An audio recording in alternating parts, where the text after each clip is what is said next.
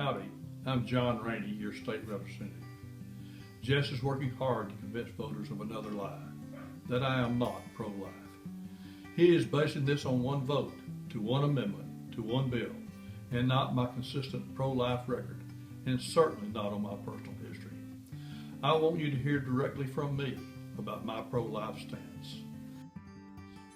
I believe life begins at conception.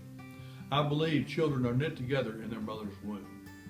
I am endorsed by the two major pro-life groups, Texas Alliance for Life and Texans for Life Coalition, because they know my record.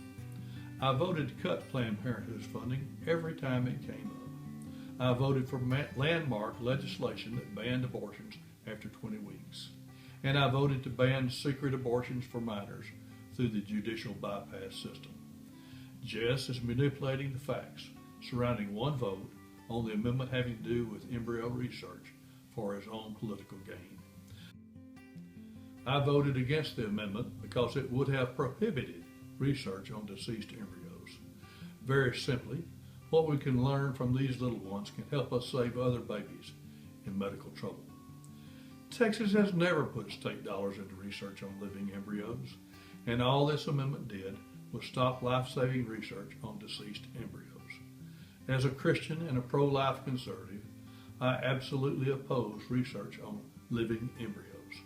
But just as one donates his body to science after death, we can learn a great deal from non-living embryos. If the amendment had been written to ban research on living embryos, no one would have voted against that amendment.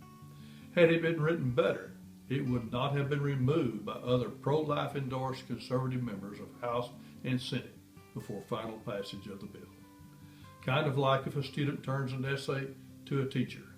The teacher should not give the student an A for a poorly written paper just because it has a good title. Because of Jess's exploitation of a serious topic, he has done more harm than good to our mission to protect innocent life.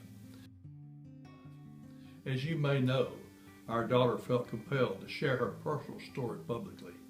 She miscarried 3 times, all at close to 20 weeks, and we buried 3 grandsons.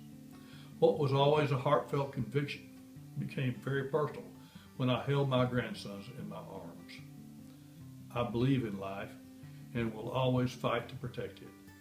If anyone suggests otherwise, they don't know me and they don't know my record. Thank you for taking a moment to listen, and I would be honored to have your vote on March 1st.